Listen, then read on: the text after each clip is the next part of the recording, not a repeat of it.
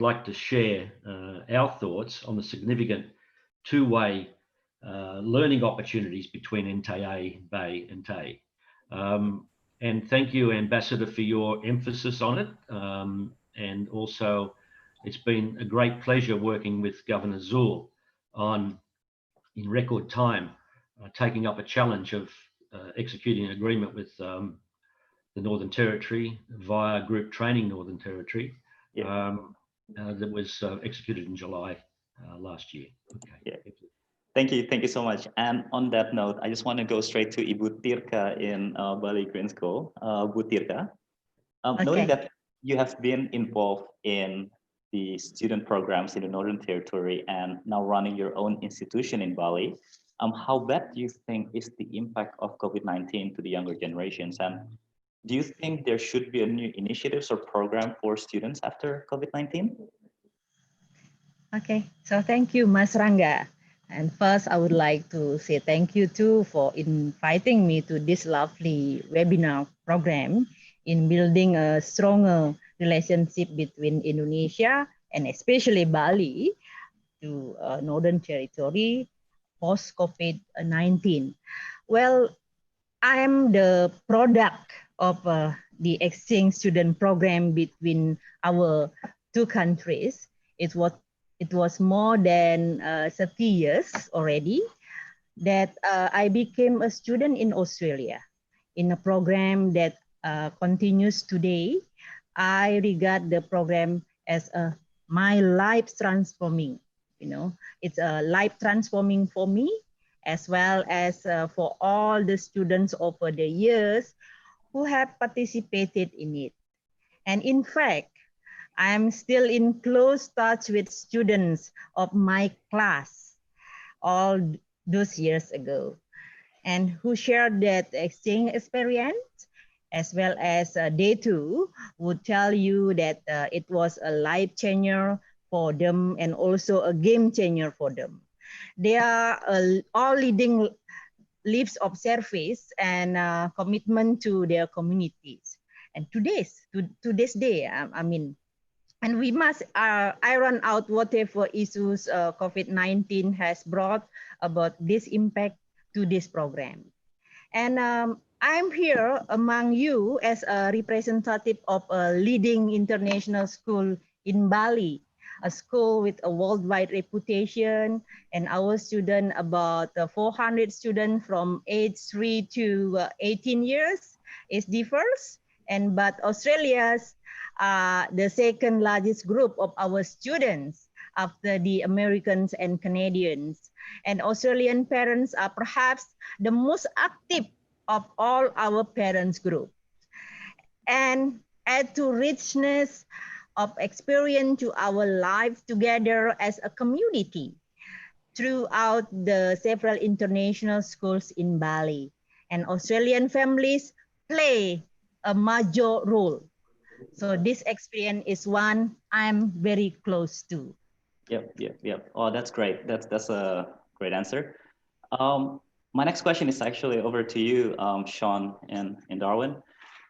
Sean, so we know that the Northern Territory were involved in some cultural exchange and student exchange programs such as the Bali Artist Camp and the NPCA Indonesia Australia Pastoral Program, or the NIAPP. How have this program been impacted by COVID-19, and will there be any continuity to the existing program after the crisis? Terima kasih. Selamat pagi, Bapak. Selamat pagi. Selamat pagi. It's great to have the opportunity to participate in this webinar. Territory is very proud of the strong relationship we have with Indonesia. We have oral history, songs, dances, rock and bark paintings, which record and commemorate cultural ties between coastal Aboriginal groups and the Makassans, which go back centuries, well before European presence. We're committed to further developing the economic, cultural, and strategic relationships. Indonesia adalah mitra utama bagi pemerintah Northern Territory. Right. I think I took up the ambassador's point that it's only an hour's flight to Kupang. It's 2 hours to Bali, 3 hours to Jakarta. Any other capital city in Australia from Darwin is at least 4 hours. So Jakarta is closer than any capital city. So very much in Northern Territory, we think north. We think we are part, the southern fringe of the Indonesian archipelago and the Southeast Asian region. To your question, Peter, Ranga, the Bali Artist Camp program is a platform for Northern Territory, Australia, Indonesian cultural diplomacy. It's produced some magnificent artworks.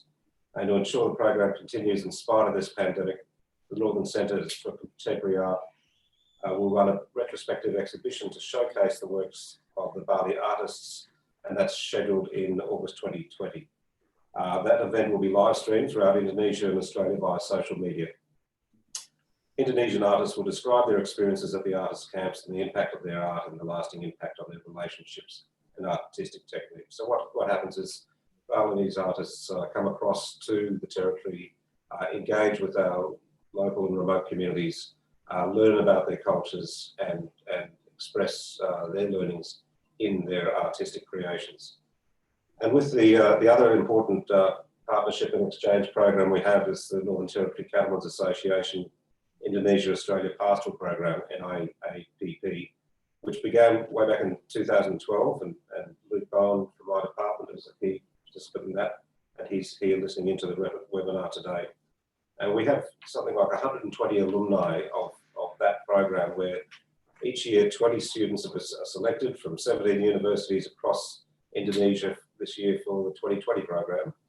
And it's likely the program will be conducted later in the year due to COVID-19 before it gets too hot or in early 2021. We remain completely committed to the program and will continue to support it, including the valuable role of the alumni. And it's great that many of those alumni get together on an annual basis to maintain their connection and friendships and to share their knowledge and understanding of the cattle industry and the cattle trade between Indonesia and the Northern Territory.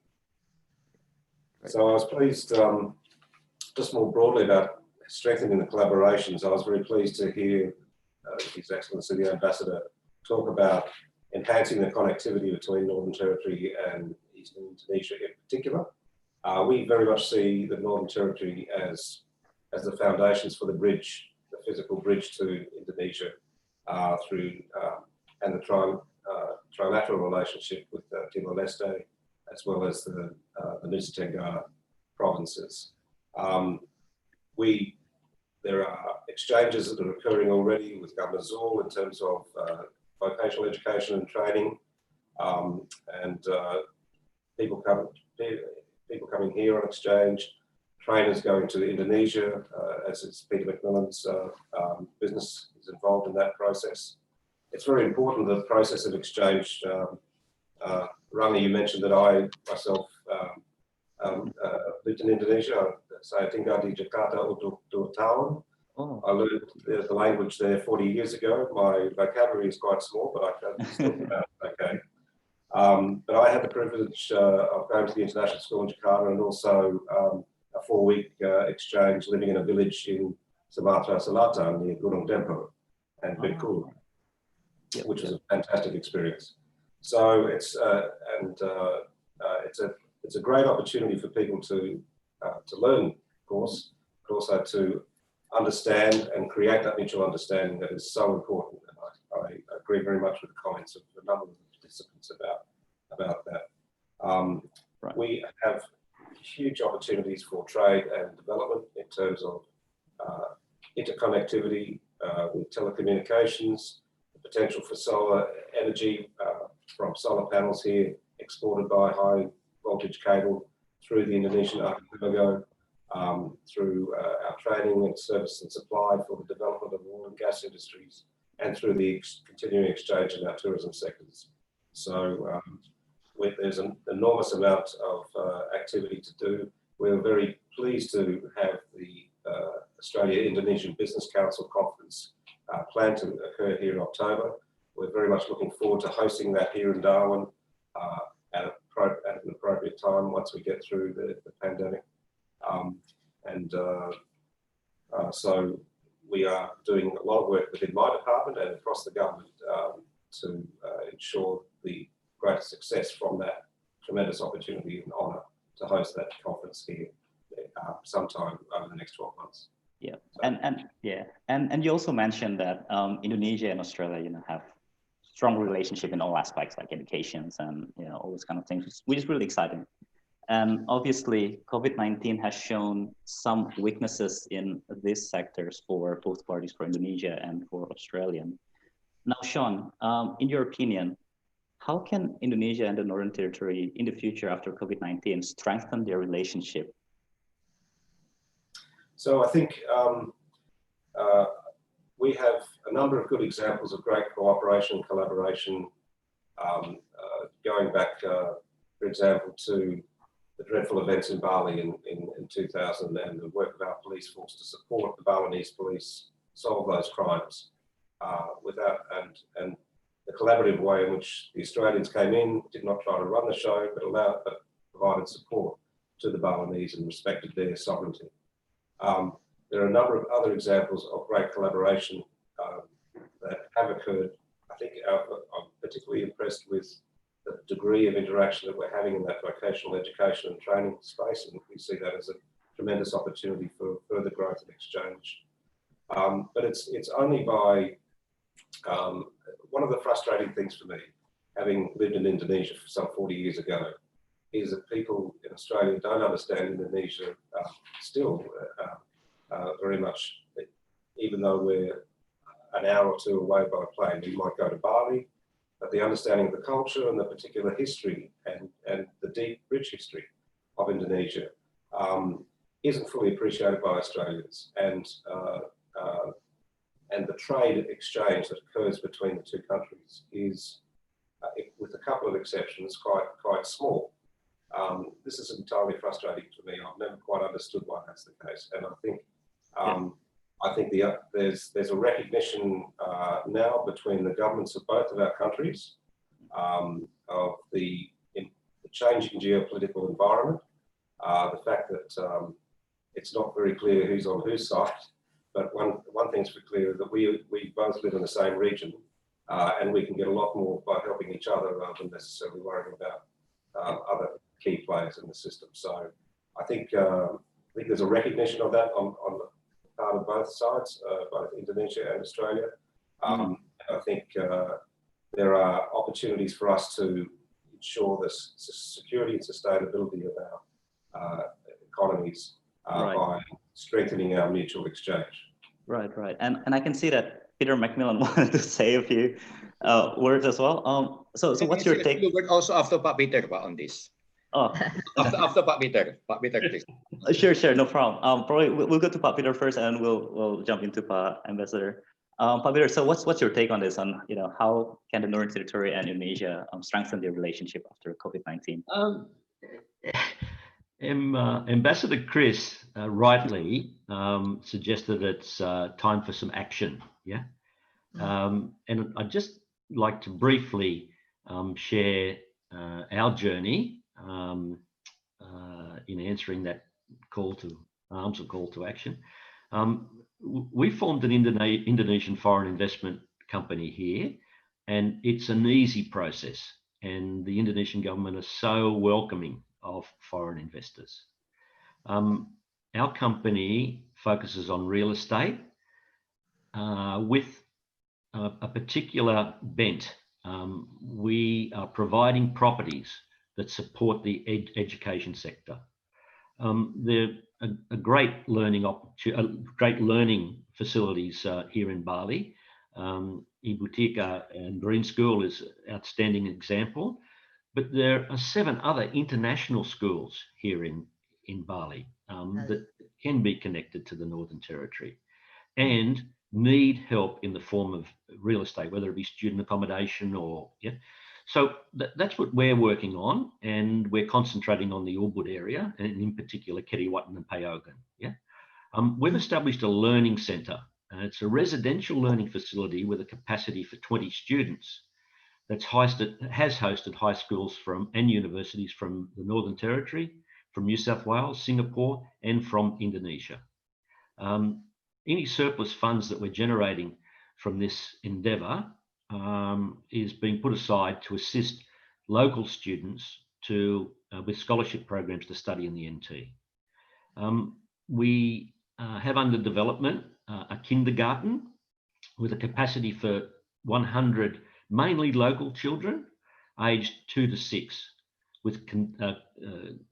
This is important, with classes conducted in English. And this is going to house the Spring School, which is an existing school that have lost their premises in Ubud. So it's a new home for them. Part of that's going to be a Learn to Swim centre. Royal Lifesaving Australia have got a program whereby they provide funds to Indonesia to facilitate local children and adults to learn to swim. So we're building a 20-metre pool that's going to be attached to the kindergarten, and it's designed for local children to learn to swim. It's very important here. We also have the opportunity for a language school that's been designed to meld with Governor Zul's school in Mataram. Group Training NT are working with Governor Zul, and he's taking local students to a certain level of English. But to come to Australia and study, as we all know, they have to get through a competency, English competency. So we're setting up a centre to help with that and get Pearson's. So what you're trying to say is basically get Indonesian trained so that they can, so that we can work together and they can come to Darwin and fill in the vacant position. Is that where you're going with? Yeah, that's exactly where I'm going, Renga. And Governor Zul pointed out that the cost of training in Australia is high. The program that we've put together involves establishing a scholarship fund to bring the students. It's a student loan program, so that people from Indonesia can come to Darwin to study with a debt for the training they've had getting ready to come. And then with the work experience, and this is one of Governor Zul's great initiatives, he wants his hospitality students to work in Darwin. I've been around to the hotels, to the better restaurants, and they're happy to have Indonesian students getting work experience with them. So from the salaries they earn, they can repay their student loan from the scholarship, and it just then can roll into the next group. Right. But your point on labour shortages, NT in Australia have got chronic labour shortages in areas such as aged care workers, 100,000. General nursing, 85,000 shortage. Automotive trades, 35,000. Then we've got early childhood teachers. Indonesia and the Northern Territory can come together to help solve that. And it's not to have the Indonesian people stay in Australia. It's to have them get experience and go back to their country and get them contribute to the community. Yeah, that's correct. And Pak Ambassador, you wanted to say something as well in regards to this matter about strengthening the relationship after COVID-19. So, Chris. Thank you, Pak Rangga. Again, I would like just to reiterate what I've mentioned before. What we need is just to act. The only problem is the COVID-19 itself. Right after this pandemic is over, I think what we need is just to act, because the commitment has been there, the platform has been there. And for example, right after the visit of Pak Jokowi, I think we have agreed on the sending of a big business delegation from Australia to Indonesia that would have been led by Minister Simon Birmingham himself. So we already have what we call as the 100-day roadmap of the implementation of IASEPA, with the intentions for us to benefit from what we call as the early harvest of the IASEPA. And as you understand also, as part of the agreement in the SEPA, Australia has agreed to increase the quota of Indonesians who could come to Australia under the working holiday visa from 1,000 now to become 4,100 right after this agreement come into effect, and the number will be even be increased to 5,000 in 5 years' time. So what we need to do is to act. But of course, due to this pandemic, we could not do anything. But at least what we could do now is to prepare ourselves. So once this pandemic is over, we could immediately in a high gear to implement all the commitments that we already have. For example, I would like to give special focus on the vocational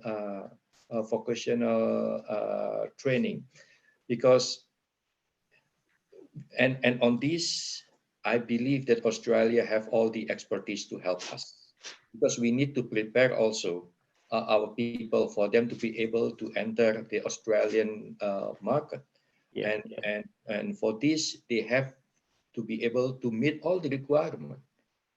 And in the agricultural sector, in the mining sector, and I believe Australia could help us. So actually what we need is just to act, to prepare ourselves right now.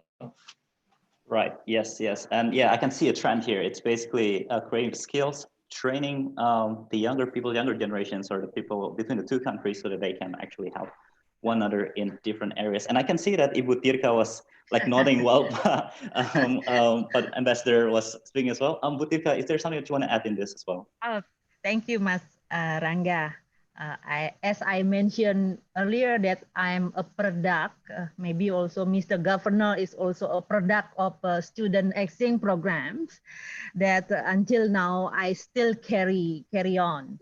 So I'm hearing that from our international parents across grades and around the world, those who left at the beginning of the COVID-19 crisis, not because they were fearful to stay here, but the visa issues and being able to leave at a later moment and enter their home country may become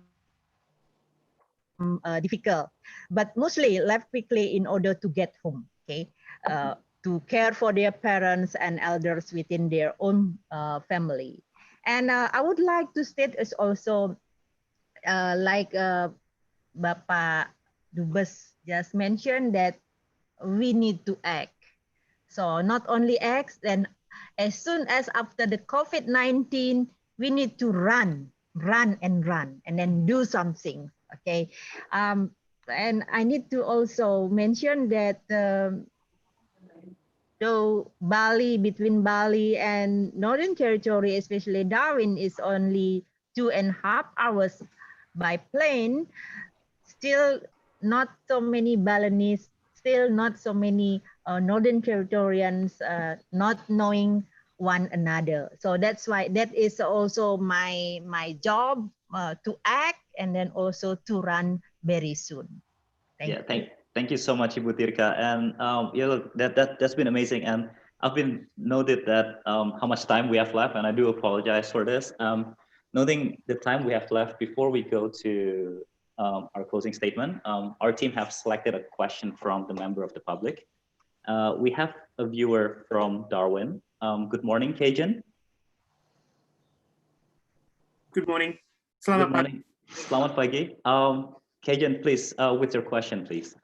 So thank you for inviting me, Rangga, to this discussion. I think it's been a really fantastic discussion.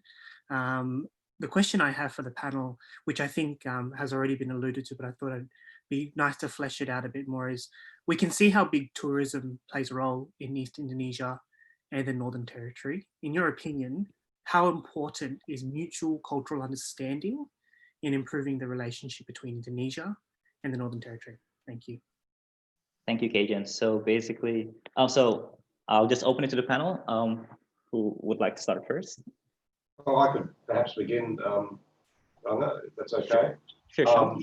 I think it's critical that mutual cultural understanding occurs, and that can only occur by us visiting Indonesia and Indonesia visiting us.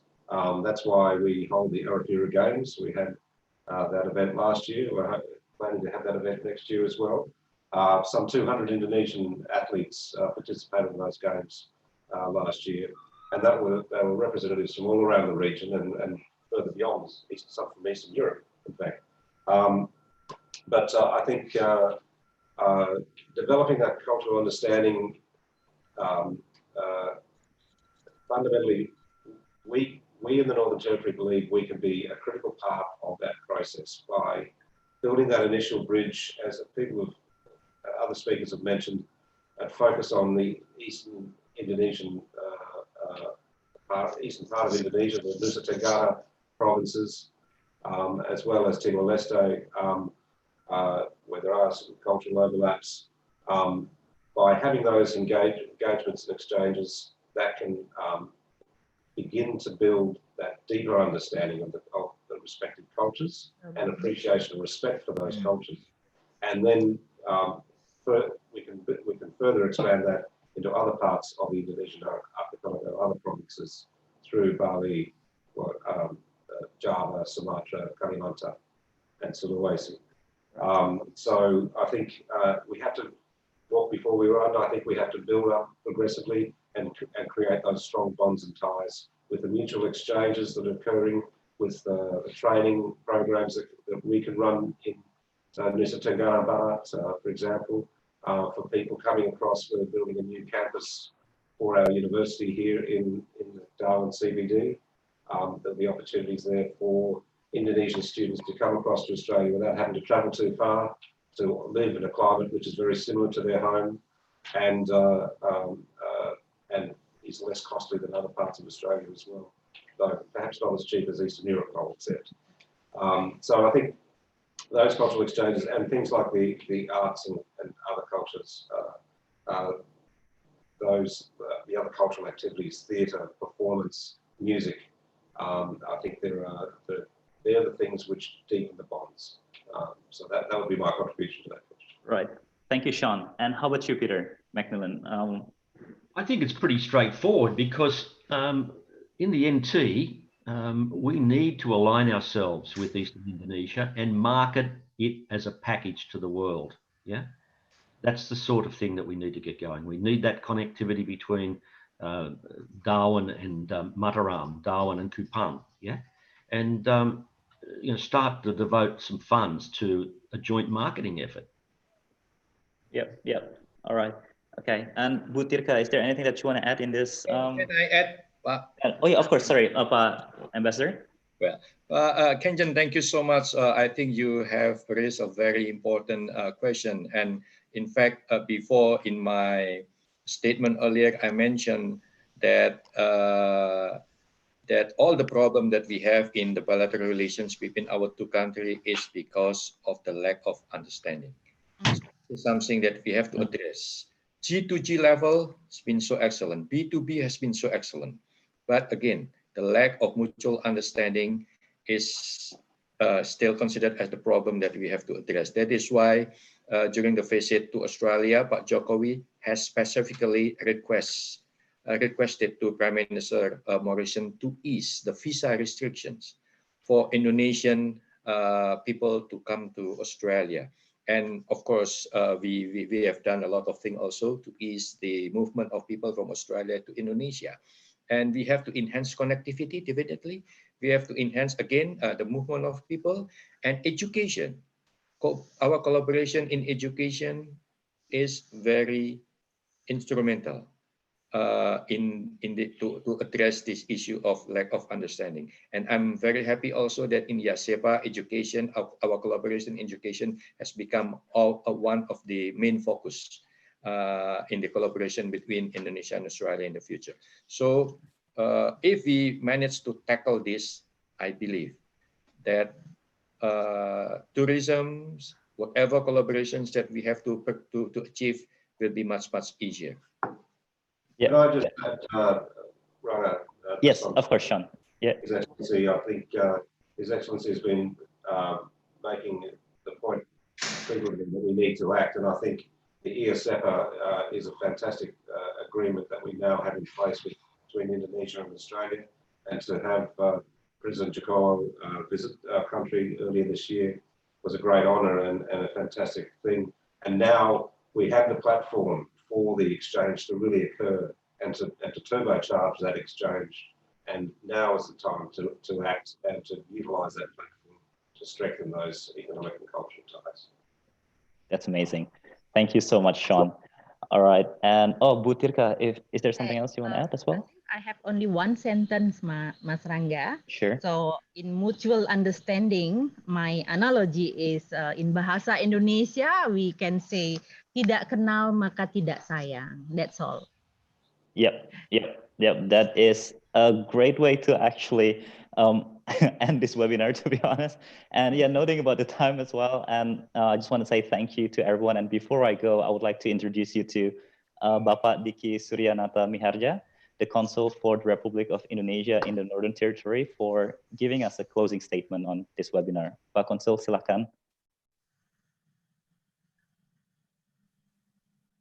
Terima kasih, Mas Rangga. Thank you very much for being with us today, especially Pak Dubes di Canberra, Pak Peter Macmillan, Pak Sean, Pak Zulkifli Mansyah, dan Bu Tirka yang sudah memberikan banyak masukan dan for giving us, I said in Indonesian, for contributing in these discussions. Of course, we just heard from our ambassador that I think just want to reiterate that relations between Australia and Indonesia in the government level is excellent. In business to business, seems no problem, only some reluctance or maybe some reluctancy because of that is what we are discussing, mutual understanding, a cultural, more on socio-cultural understanding. That's why when I was discussing this seminar proposal with Pak Rangga and Pak Peter, Peter Nugroho, the president of the NT-IDN, about that how we can formulate these socio-cultural issues as part of developing people to people or business to business and government to government a better relationship.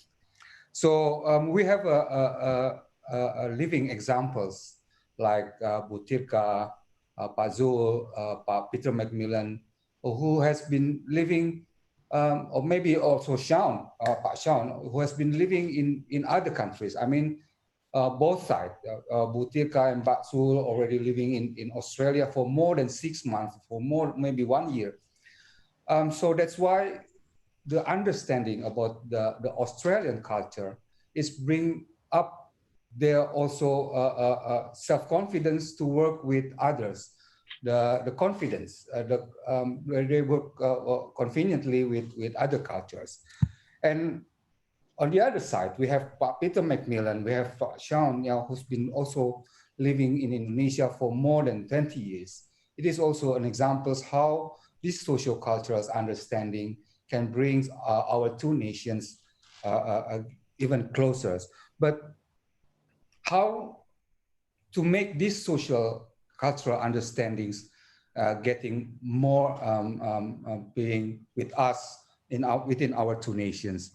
So that is also said that Pak Dubes also already said that we need to take actions. We need to ease our two people goes to each other places, Indonesia and Australia. That's why Pak President Jokowi are requesting to enter Australia easier. So it brings more Indonesians come to Australia and bring more understanding. Of course, including what also said with Governor Azul, that to bring more students to Australia, also need to have a more competitive tuition fees in Australia. So there is something that we need to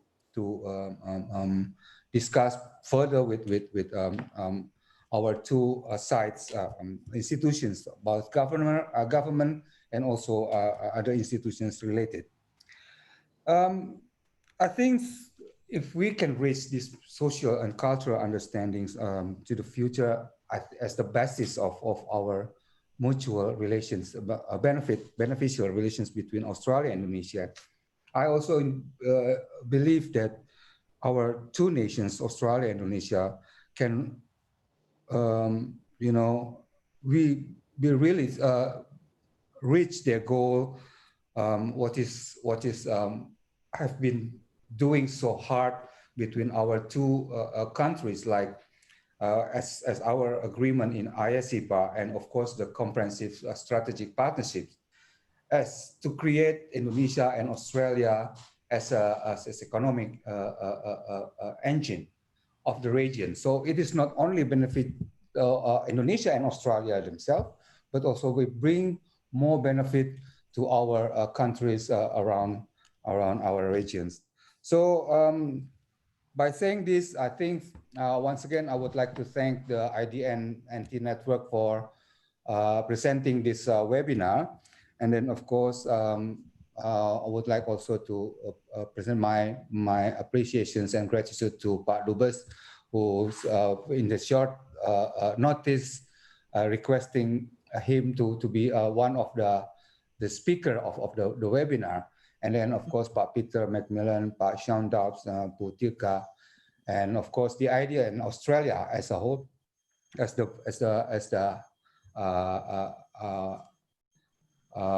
umbrella event of this webinar.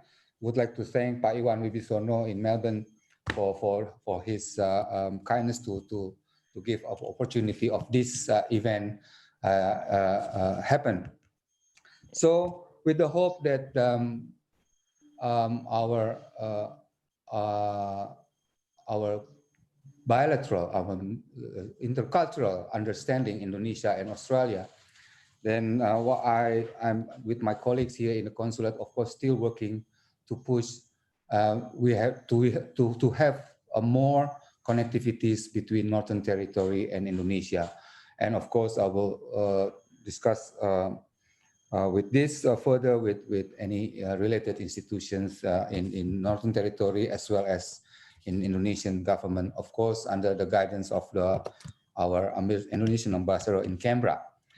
Pak Governor Zul, Pak Peter Macmillan, Bu Tirka, Pak Dubes, and Pak Sean Dobbs, Pak Rangga, and Pak Peter Nugroho. Once again, I would like to thank, and of course, my appreciations and thanks goes to all the participants of this seminar. I hope that this seminar we can do even better in the future, more focus on one thing, and then we can give more benefit to all of us to create more on our socio-cultural understanding. Thank you very much, Pak Rangga. Terima kasih. Pak Dubes.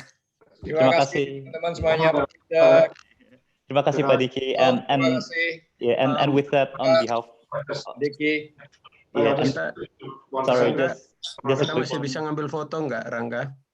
Oh yes, of course you can take picture, but on behalf of the Indonesian Diaspora Network in Australia and in the Northern Territory, I would like to say thank you to all the panels and their teams.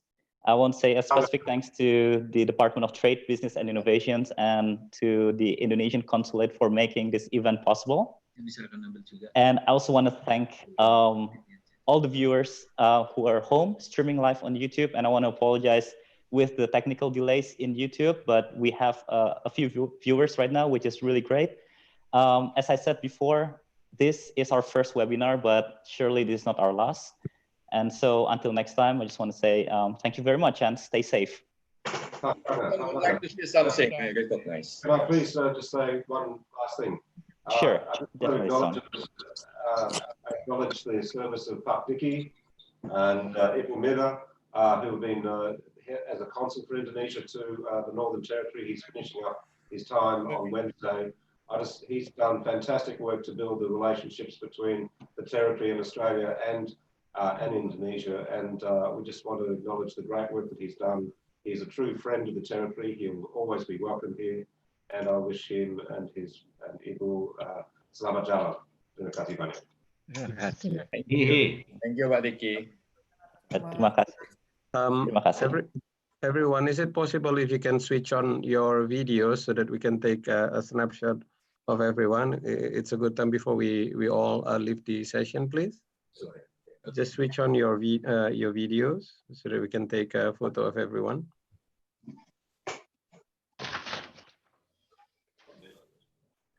Sorry, Rangga. Yeah, that's all right. That's all right. Yeah. Okay, I give time 1, 2, and 3. Let's take one. I need to go to the second page.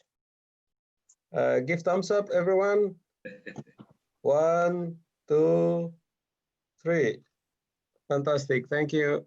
Thank you so much, Pak Ben. And thank you, everyone. Thank you for that. Thank you, everyone. That's great. Let's do that Thank you, again. everyone.